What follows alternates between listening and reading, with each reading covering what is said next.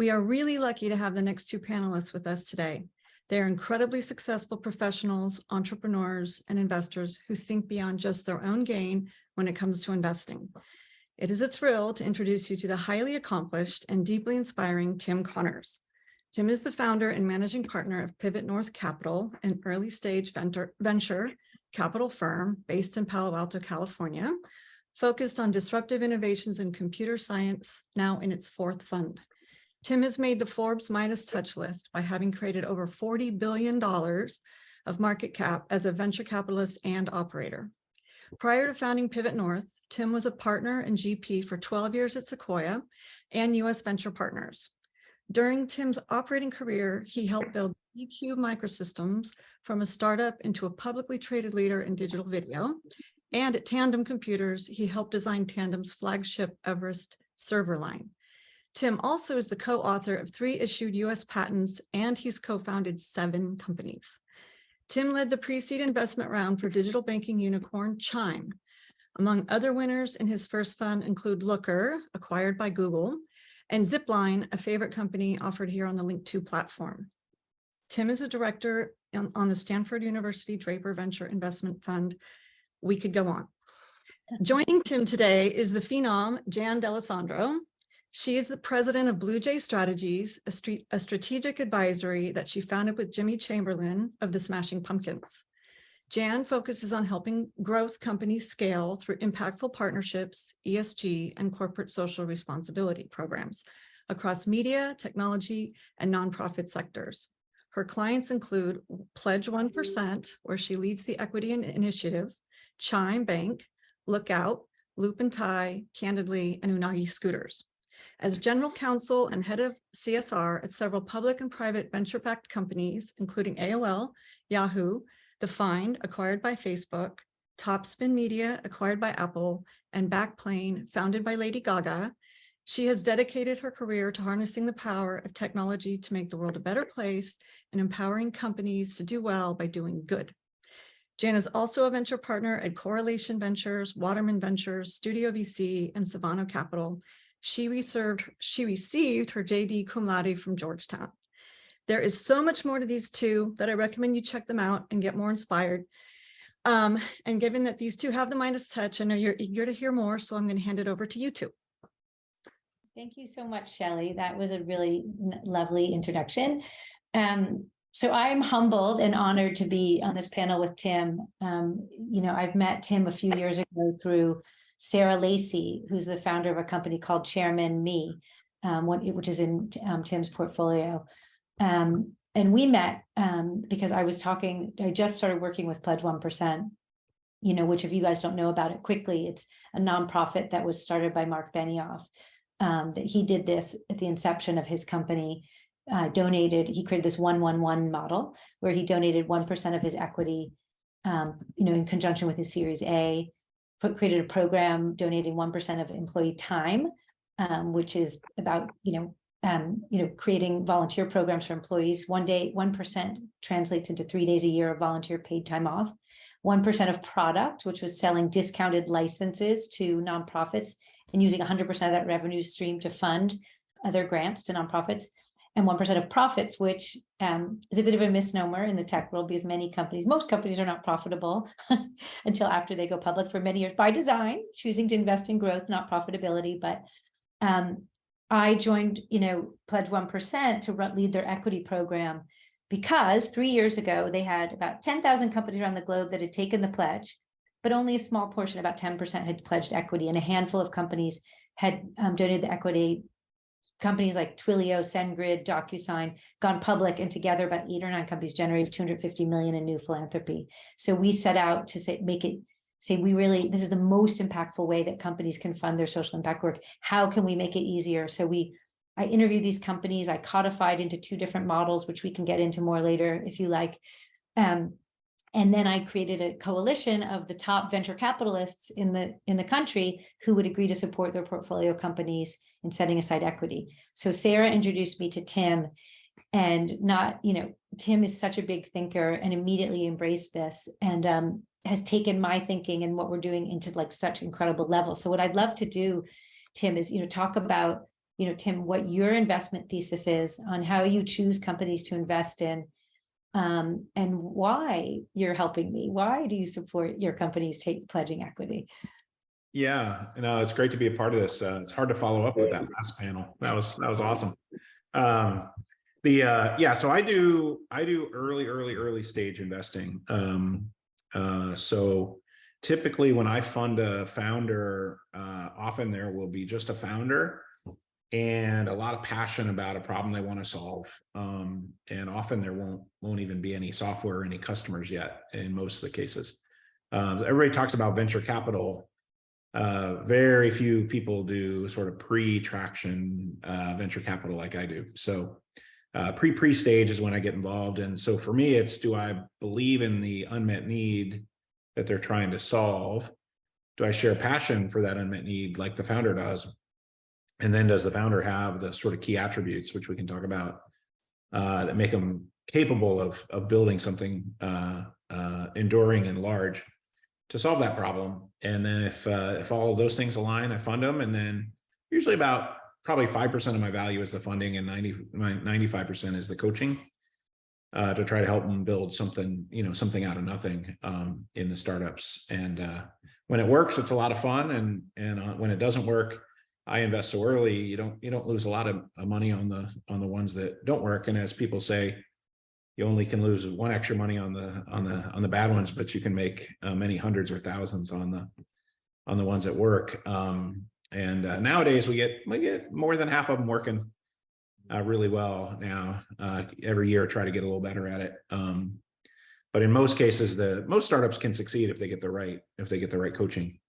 And so that's where I spend focus most of my time. What's interesting about Pledge One is I find the founders who are open to that are the founders that I like to work with. And so it's a good filter. Since I started putting it in my term sheets, I haven't had any founder turn it down, which has been awesome. And then as those companies get big and liquid and that equity is valuable, it's going to be fun to watch what they do with it, and to help build culture in the company and help a bunch of others with the capital generated from it. So it's fun to be a part of that. Well, that's exactly right. Tim, what you said, that's one of the, biggest, selling points, frankly, for Pledge 1% is that, we can in good conscience tell companies that this is probably one of the most impactful things that you can do to help attract and retain top talent. People do not want to work for companies that don't share their ethos.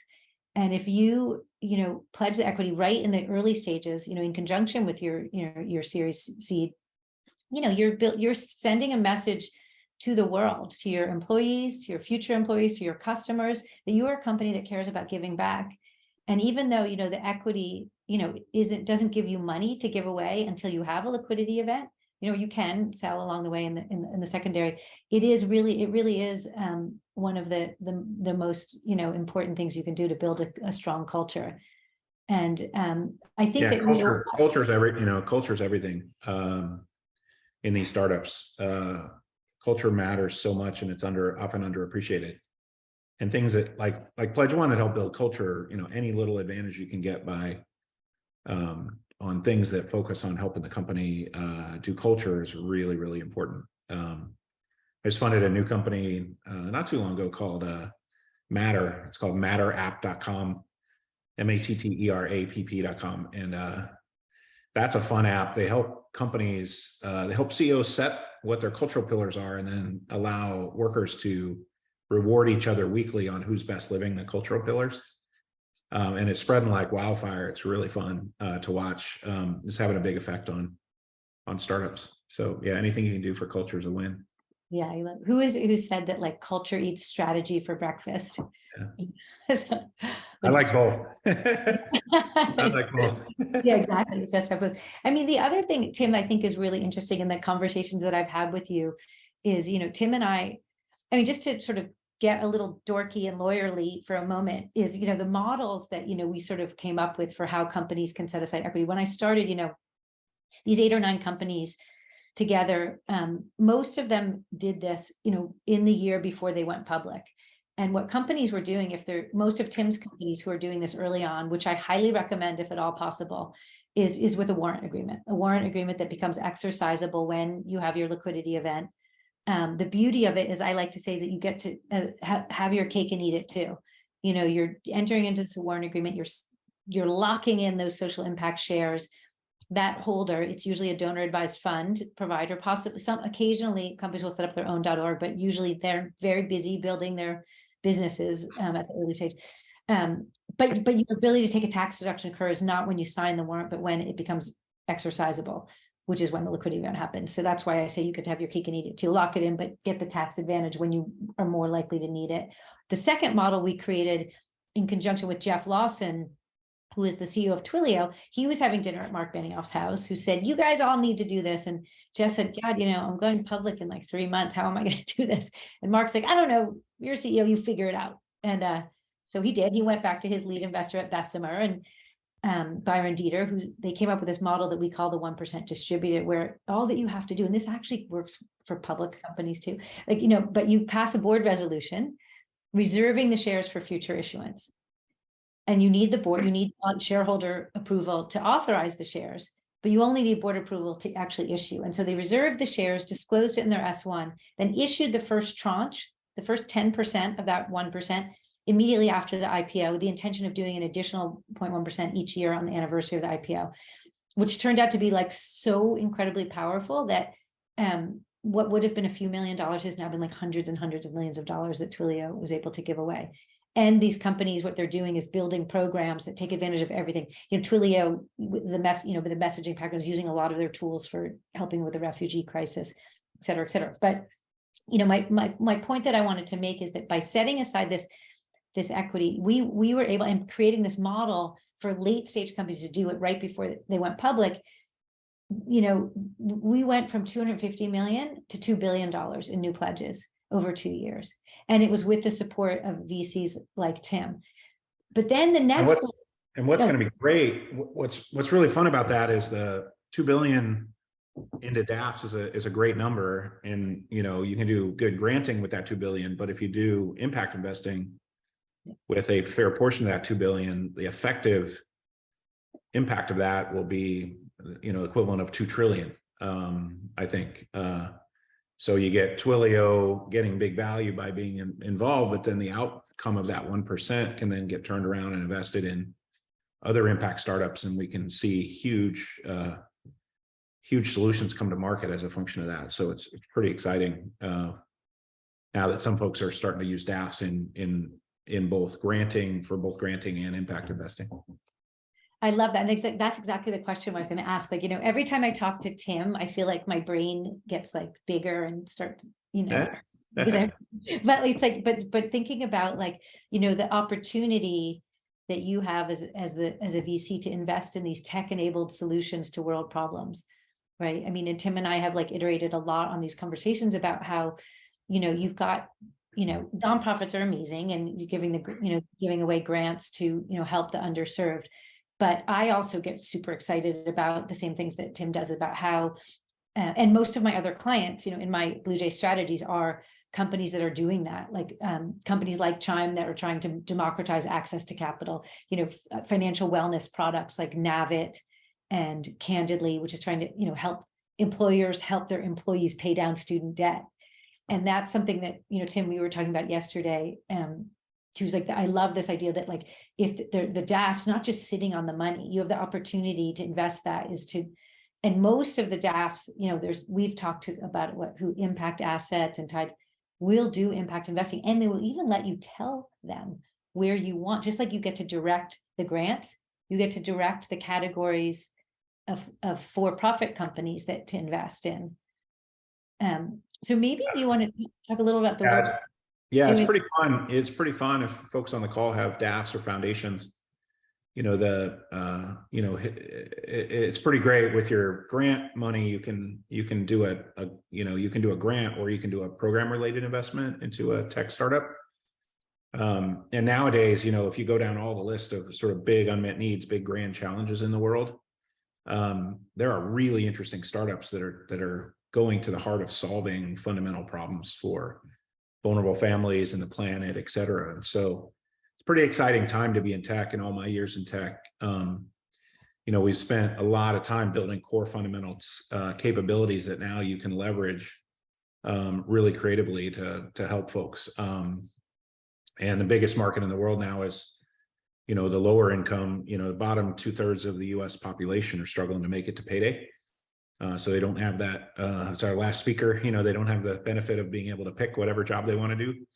They got to take whatever job is available to feed their family. And collectively, that group is a massive market.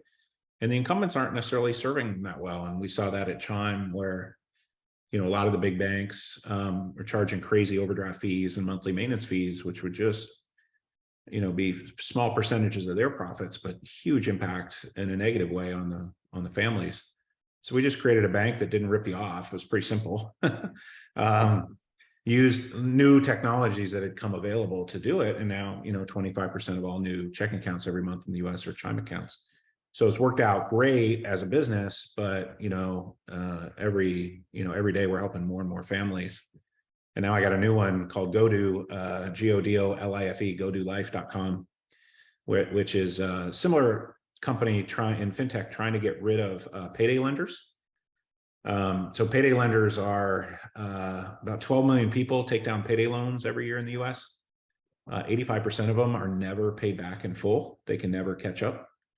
So, 10 million families are getting bankrupted a year because of the payday loan industry. So my GoDo guys are just offering free payday loans if you direct deposit your paycheck to the GoDo bank. So we get a very low cost of customer acquisition and a great business model, and workers get access to their wages as they earn them for free. So win-win, easy to do, a lot of tech under the hood that we had to build to go live. But now anybody that employs large numbers of hourly workers can offer this for free to their employees and see huge benefits. So, you can do well while doing good, going after these large markets and doing it with solutions that are win-win versus win-lose, which seems to happen a lot in financial services, unfortunately. So that's a company where we have VCs investing. If folks have a DAF or a foundation, they can do a PRI into that type of company if they care about financial inclusion. So it's pretty fun. Pretty fun way to sort of spend your days just trying to solve these big problems for families that otherwise don't always have incumbent companies that are working to their benefit. Yeah, I could not agree more. One of my other companies that I'm working with is a company called Candidly. Laurel Taylor is a female founder who was really, really instrumental in having legislation passed on the Hill that allows employers to do matching to pay down student loans, just like you can do matching for the 401k. And so it's incredible. It's a platform, and they're saving people on average 5 years and $20,000 off of their student loan repayment. And awesome. So it's been in the news a lot, but the truth is, the forgiveness is going away in January. There's going to be millions of people who now have had this, the stalling of their repayment obligations that's coming back. And employers for just, a big company for $2 a month, $50 a year can change people's lives. And once, people can't really start thinking about saving until they get out of debt. And I just learned something really I should have known this, but it sort of blew my mind. It's if for every $100 that you can get an employee to put into their 401k, the company is saving $7.50 in FICA taxes. So if you do things like, go to Candidly, any of these things, Candidly, and another client of mine, Navit, is providing this financial wellness app to, just sort of provide coaches. They're not telling people how to invest their money, but talking about, just really riffing on the last panel, is what is your relationship with money?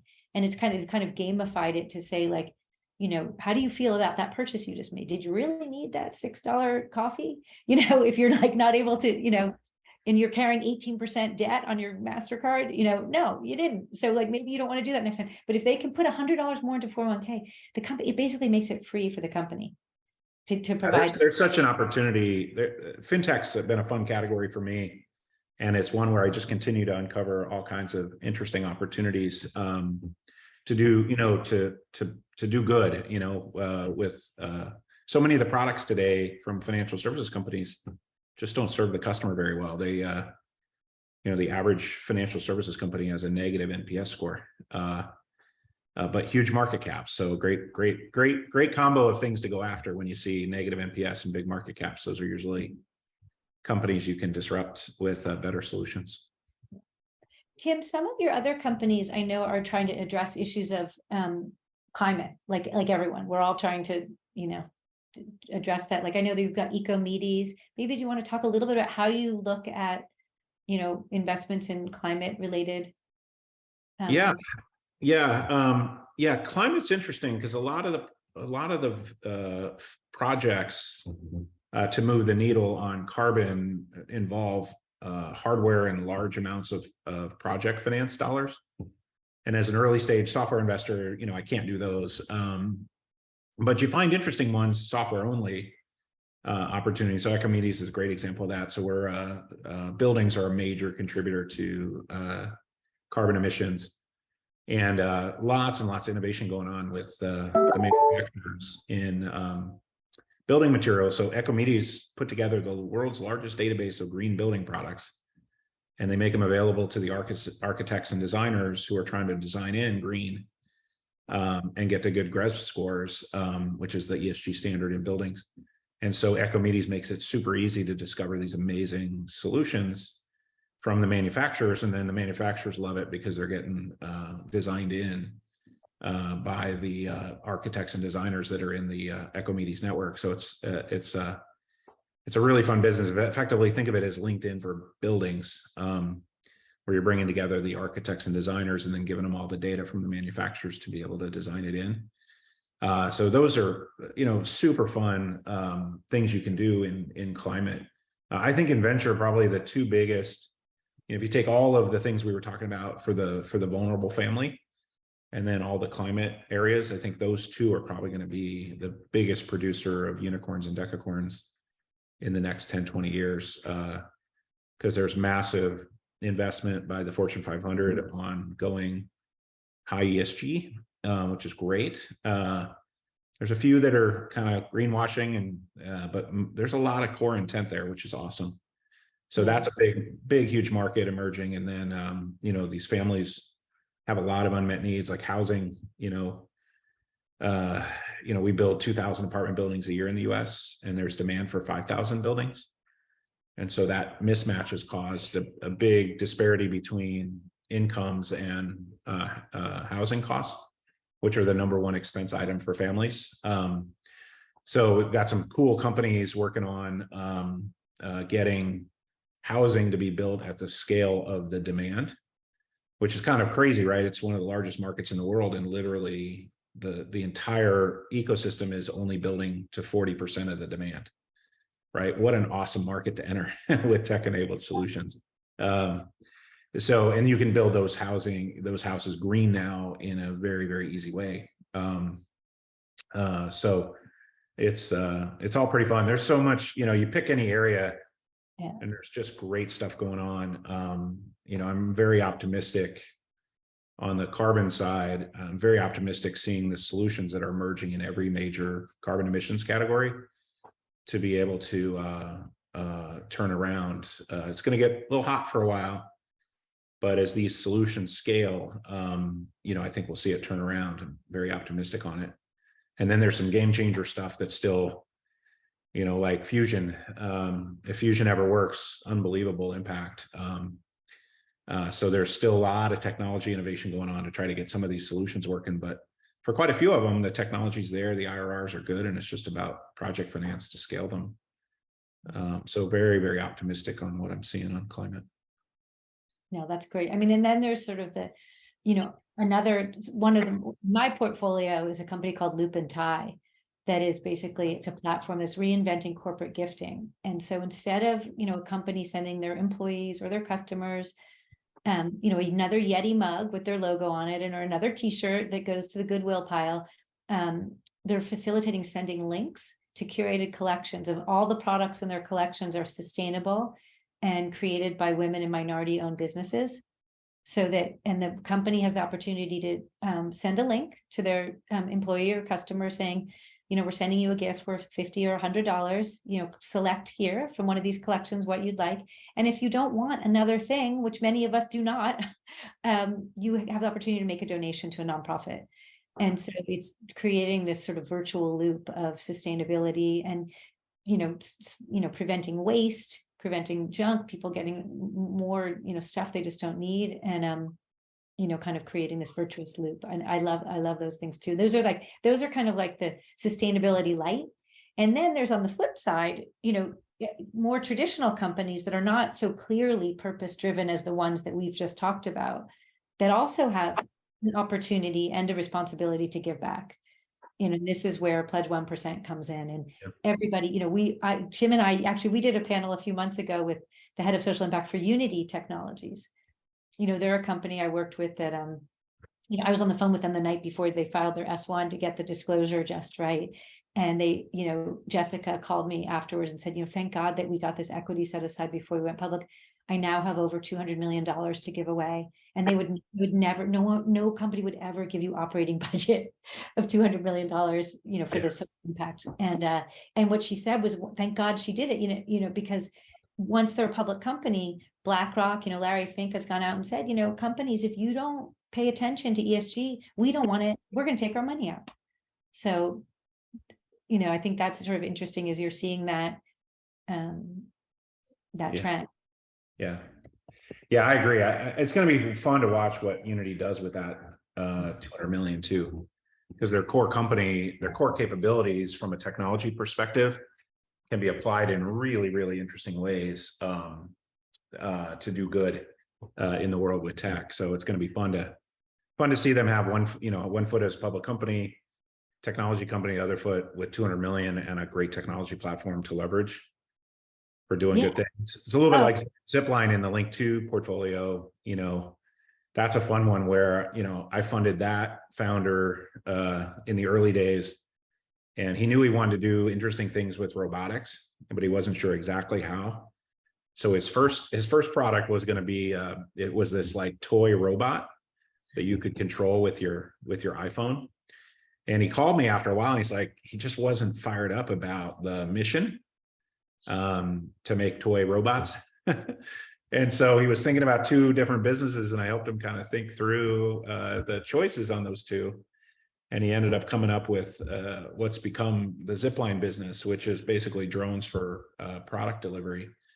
And we've saved over 10,000 lives now delivering vaccines and medical products in developing countries. And now we just got FAA approval to fly our drones non-line of sight in the US nationally. So I got a deal with Walmart where we're able to deliver groceries from Walmart to a 50-mile range of Walmart stores. And Walmart stores are within 10 miles of 90% of the US population. And now we can deliver products from Walmart to the folks for a few cents of electricity. So think about the 42 million people hungry in the US today that are within range of a Walmart store who now can get free delivery of groceries that they buy on Walmart.com with their SNAP food stamp card, right? So awesome business. That was a pivot, right? Where he knew he was passionate about robotics, wanted to solve a problem, had to work through to ultimately get to the use case. And now from a use case perspective, great business model, and super green, but also just a game changer for folks like Walmart when we're fully deployed at all their stores. So just fun. It's just fun to wake up every day trying to help these founders who are, that one's now valued. Last round was 2.6 billion valuation round, and nothing matters until it's liquid, obviously. But we're tracking to being an important company that as we do it, it's going to do, tremendous good in the world too, which makes it fun to do 16-hour days helping these founders. I love that. I love that, Tim. And this was an idea actually that you gave us for the Pledge 1% community, is the opportunity for us to connect our companies to collaborate on grant making and problem solving. So, we've got a couple in the Pledge 1% portfolio. Drone Deploy is one, and there's the couple others that are doing, like, trying to, using their tools and technologies to deliver, resources. And so the opportunity to collaborate and helping, get resources into the hands of the underprivileged as well is really cool. And more ways that we can use technology to connect people to collaborate, not just corporate partnerships, but philanthropic partnerships as well. Yeah, I think it's awesome. The tech can do tremendous evil in the world, but it can do great good in the world if in the hands of the right people. So fun to get the good folks working together to make sure we're doing good with this technology, because it's possible to really do amazing things. Like, it's going to be fun to watch. SpaceX now has Starlink, so now you can get broadband pretty much on any inch of the planet. And the downstream implications of what you can do with that are going to be amazing. And then they just announced they're doing this deal with T-Mobile, where their next generation satellites are going to have these massive antennas on them. So you can, you'll be able to, from a cell phone, be able to talk 4 megabit broadband to the satellites without needing any cell towers. And these are low Earth orbit, so they're traveling around the globe. So in a few years, anybody in the world with a cell phone will be able to have 4 megabit broadband, even if they're, no matter where they are, without relying on local cell towers to do it. And, the implications of what you can do with that, the use cases that are going to come out of that are just going to be tremendous, in terms of bringing, 3 billion people onto the global economy. So, all these little tech innovations come along, and, often there's a why now question that enables a startup. So something has changed in the world, either on the problem side or the technology side, that allows you to build something pretty transformational. And so we keep seeing these new, really creative, interesting technologies scale that you can then build startups on top of. And it's going to be fun to watch how people leverage them. Yeah, I see Karim, you've popped in. Do you have something to say? I have lots to say. If you allow me, there are 2 reasons I show up. It means that we're getting close to that time, but I do have a couple of questions. Tim, first of all, congratulations on being able to get a 50 to 60% success rate on pre companies, whereas most angel investors will successfully be happy with a 2% success rate. So you are doing something that's entirely different. And I suspect that is your relationship and the ability to innately understand the founders and what they're building and why. Help us understand that a little bit more, because as we look at the investors in the private equity market, this is something which is similar at a different stage, but what is it that you look at significantly that alters your decision-making process? Yeah, it's fun. You learn a little every year doing this. Now I've been doing it for so long. As long as you keep working hard, each year it gets a little easier to source them and screen them and help them be successful. So you just try to look for any little advantage every year, just learning a little bit. I think a big part is, now I've been in this so long, I've analyzed, so many markets. It's rare when a founder will introduce me to an opportunity where I don't have a good sense of the market, because I've either funded it before or funded multiple companies before that have either worked or not worked. And so you learn every time you do a deal. So analyzing the markets is a big part. I think one of the prior panel talked a lot about crypto, and one of the big challenges of crypto is finding the actual use cases where you're adding real value to the world. So there was a lot of crypto stuff that was kind of more like gold commodity stuff. It's like gold's worth as much as what other people think it's worth, as opposed to inherently creating profits out of using it. And so, we see technologies emerge all the time, and being able to analyze those and figure out which is real and which is, not real in terms of adding real value is a big part. So you kind of got to get the market and the mission right on the founder. focus. And then, founder, getting the right founder. There's sort of a set of attributes I look for, kind of shorthand them: smarts, goodness, and grit in a founder. Smart, founders need to be really smart. They just need a fast motor, because you don't have a long amount of time in a startup. So you got to be able to learn quickly. So you just need a lot of really high level raw intelligence in the founder. Grit, startups sound exciting on the outside, but there's lots of days when they're not very glamorous. So the only startups that fail, usually if they're coached properly, are because the founder quits. So grit, what are the signs that a founder has real grit? So like one attribute I've seen in a lot of my successful founders is they have a hobby of distance running. I'm not a distance runner. Distance running seems crazy to me, but it's like, get up at 5 a.m. on Thursday to run 15 miles so you can run 26 miles on Saturday. Not something that resonates with me, but there's a lot of opportunities to quit in distance running. So there's certain personal attributes, personal habits and hobbies that point to outsized grit, as well as work experience. And, when things got tough, did they bolt, or did they stick in there and work it? And then the goodness is probably, in smarts, goodness, and grit, goodness is probably the most important. Kind of three attributes within goodness: empathy. Startups are an act of empathy. You put yourself in the shoes of the customer that you're trying to solve their problem for. You put yourself in the shoes of talent you're trying to recruit to the company.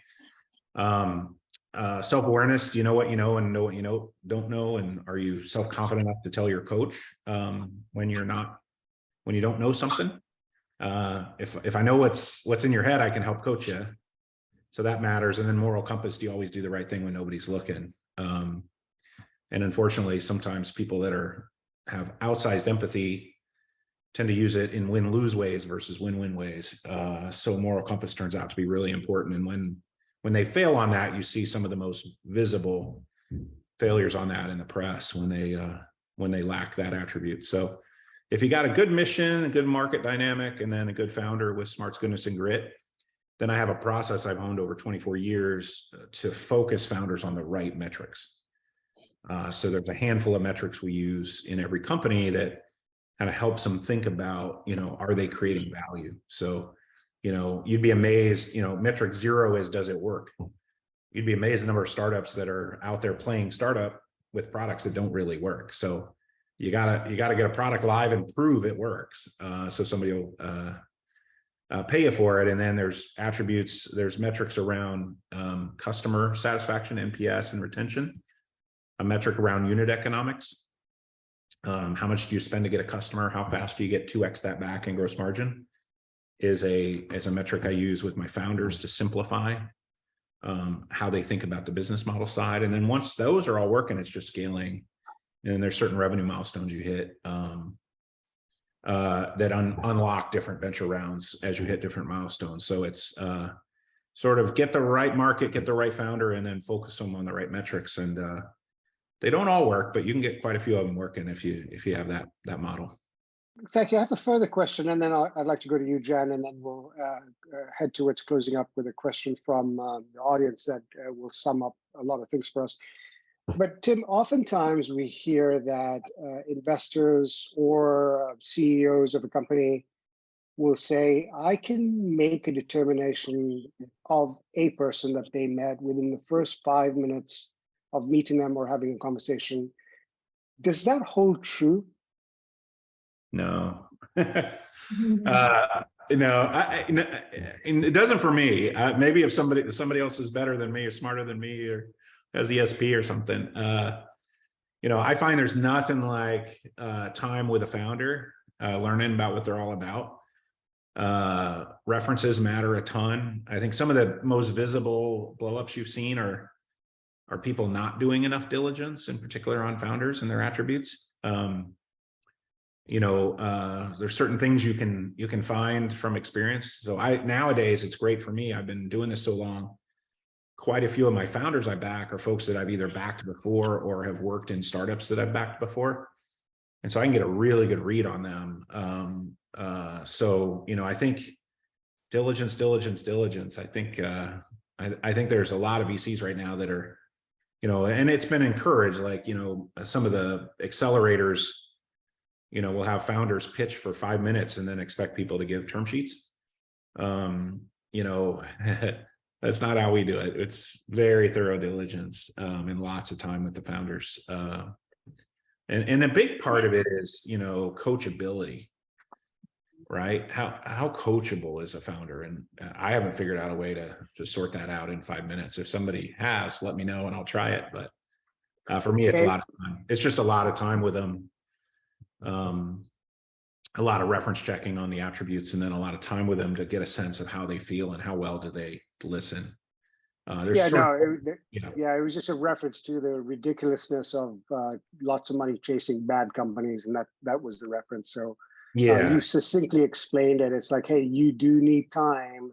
You cannot make a decision as quickly as you think you are, however smart you are, because true value and character does not come up in the first 5 days, 5 weeks, whatever the case, depending on the situation. And I guess the other thing would be, make sure they have if you're investing passively, make sure there's a really good venture capitalist on the board who's the coach, who's the lead coach. If you look at most of these companies that win, it's great founder, great coach. And you'll notice in some of the big blowups, typically, there was sort of a lack of any kind of reasonable board and governance and a coach there. I play mental health coach, priest, rabbi, marriage counselor with my founders. These founders are extreme people, and they need coaching. And sometimes the best way to coach them is to, wrap your arm around them and cheer them up. And sometimes the best way to coach them is give them a little bit of tough love. But, if there's nobody there to do that, that's where people really tend to get into trouble. Thank you, Jen. So, our company as a practice makes contributions to not-for-profits and charities regularly on a year-to-year basis. And I think the messaging needs to get improved about how to build a valuable giving plan. So if you could help us understand, and shortly, because we are getting to that point of time that I have to change the panels, but that's most of the corporations today. That says, hey, we already have a plan that we give, and we write a check to various charities that we're comfortable with. If you go into the pledge 1 or 1% pledge, talk to us a little bit about the bigger picture of how this can change the dynamics holistically, rather than continuing with the old way we do things. Actually, that's a great question, Karim. So what we, as I said, Pledge 1% is our mission. We are a nonprofit that's, relies 100% on donations. We don't charge any money. Our mission is to help every company in the world become a force for good, and to use the resources that they have at their disposal, which are, money, time, equity, product. And the time, that's it. What's different, why we think this is going to be different is that we're starting earlier, with companies like the ones that Tim is funding. We're and to be honest with you, this is incredible. The statistics are, we had almost 30% of the companies that were on the Midas list last year had set aside equity. The year before was 12%. It is because of we have taken a very deliberate and strategic approach to doing this by saying, all right, we are in and of the tech movement, but we invite every company to join us. But we believe that tech is a force multiplier, and it's, success begets success. And so in the last 2 years, as I said, I went from 250 million in equity pledges to 2 billion. And that was by working with the top 50 VCs in the world. We had 30% of the Midas list VCs, and we had these guys go to their portfolio companies and saying, you should do this. And so that's like, you're sort of creating teaching someone how to fish model instead of giving them a fish. So every VC gets all their companies to do it. And what Pledge 1%, when you join the movement, you're invited into an online community of other like-minded companies who are sharing best practices. We've created a program. It's the only thing we charge for, called the Builders, where companies may pay $10,000 or more to be part of the sausage making, if you will. And so it's a network, a professional network of social impact leaders who are also sharing best practices. And then we connect companies with our PR team. And so our PR team then says, when you have an announcement, we will amplify, your messaging to our networks. And so it's like bit by bit by bit. So I started working with them 3 years ago. We were at 10,000 companies. We're now at 17,000.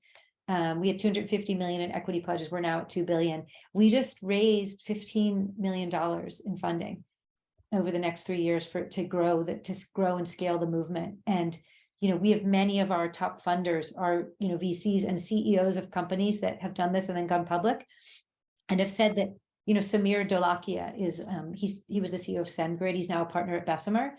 And he and his wife are personally giving money to Pledge 1%, because he said he believes it's the most impactful thing that he can personally do with his money is to help inspire other companies to do this too.